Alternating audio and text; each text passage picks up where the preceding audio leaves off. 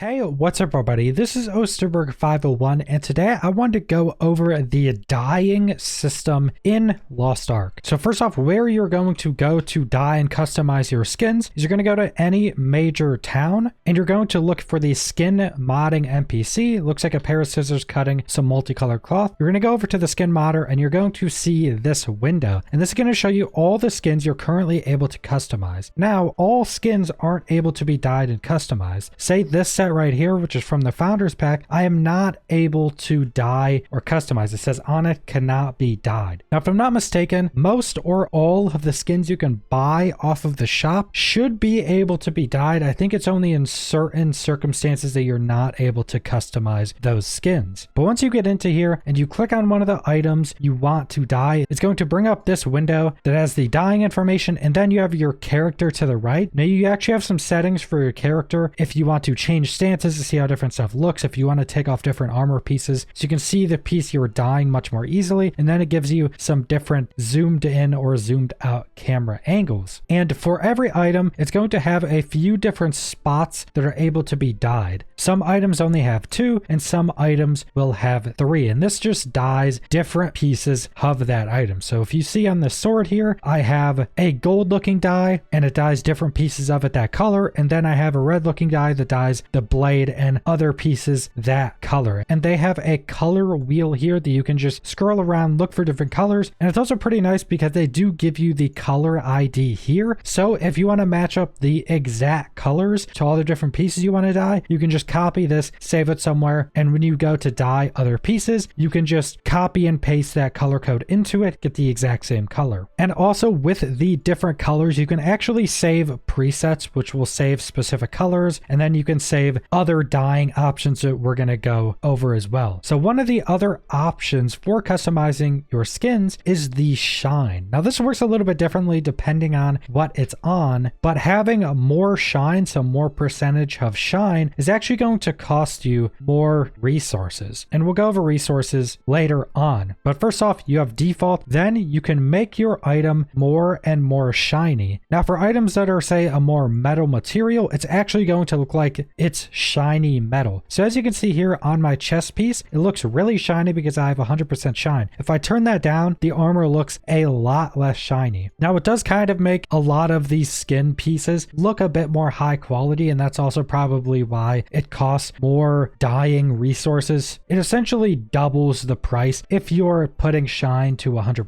but you can also put it to 50% if you want it a little bit less shine, and this is just another option to be able to customize your items. Now also shine is per part of that item. So if I go to the first part of the sword, which is the golden pieces, if I turn down the shine, you see it actually changes up those specific pieces. When using this color, it actually goes from looking gold at 100% and shiny to pretty much just like a flat yellow. So it depends what you like, because the flat color can definitely still look good if you're going for that look. So it is per part, just as the coloring is per part on that item. Now with the shine system, some pieces of armor actually does something differently, even though it's so-called shine. So as you see here on this piece, we went over the metal parts looking much more shiny and much more how shined up metal would look, but there are also fur parts on this armor. And if you shine up the fur parts, it actually looks so much more high quality, because shining up fur parts seems to just add much better shadows to them. So as you see here, default shine actually makes the item much more bright and it looks like it has much less shadow on it. But when I put it up to 100%, the coloring looks better. It looks like it has more higher quality shadows on it and just looks much better to me in general. It might be different depending on what color you have. Maybe if you have a darker color, you would want a lower shine so it's not too dark and it still has some vibrance to it. And then once you get to your different armor pieces, you also have different patterns you can put on these armor pieces with the different dyes. So going to my chest piece, we can put a ton of just different patterns on them, and there are like 8 pages of these, so there are a ton of different patterns. And if you put on one of these patterns, it puts that pattern on that specific part, and then you can also color the pattern. So I put this pattern on here that's all over the golden metal pieces of this armor. It starts out as white, and you can color it whatever you want, and then you can change the patterns to whatever you want as well. You can make a ton of different looks. You can put different patterned pieces on different parts of the armor to try to create different looks. And you do have a decent bit of freedom in being able to put these patterns and make them different colors, and then put a different pattern on a different piece and make it some other color. So you can make yourself look absolutely ridiculous, or you can make yourself look incredibly cool if you spend the time to do that. And this is going to get really expensive when you're trying to dye full sets of armor, full skin sets, especially if you're adding more shine to them, because more shine makes it more expensive. So say we have this helmet right here and we try to put just one random color on it, that's going to cost us 10 Magic Society dye fragment. Essentially it just costs these different reagents, and these reagents actually cost a bit of different prices. So the Magic Society dye costs 4 crystals, the Magic Society pattern reagent, which is the blue one, costs 3, and then the shine reagent costs 2. So they are quite expensive, but this is a skin set, so this isn't an armor set that you're going to be changing out when you upgrade or whatever. This is a skin set that's always just going to be as it is. Once you fully dye it and you like that dye, it's always going to be there unless you want to pay more to change it again. So we did one color, it costs 10 of the Magic Society dye. We add another color to it, it's going to cost another 10. Add another color to it, it's going to cost another 10. If we go back and start adding shine to this, it's going to start to cost shine reagents. Now it costs 10 no matter what shine you're putting on it, and that is for every item. So now we're up to 30 Magic Society dye reagent and 30 Magic Society shine reagent. And then if you want to start adding patterns to items, that's also going to add 10 Magic Society pattern reagent per pattern you want to put on. So we put on a pattern in the part 1, that's 10, pattern in part 2, that's 10, pattern in part 3, that's another 10. So if you want to go all out and use every option you have on a piece that has 3 dyeing parts, it's going to cost you 30 of each reagent. And since these cost the blue crystals, or what are just called crystals, you're able to either just buy royal crystals with real world money and then buy packs that give you the blue crystals, or you're able to transfer in-game earned gold into those crystals through the exchange market. So you can do this all with in-game resources, and it's not going to take you too long to farm up enough gold to be able to dye a full set of armor. So it's pretty much all I wanted to go over with the dyeing and skin modding system in Lost Ark. So subscribe if you want to see more Lost Ark or other MMO videos. Leave a like if you liked the video. Leave a comment down below what you guys think about the dyeing and skin modding, and thanks for watching.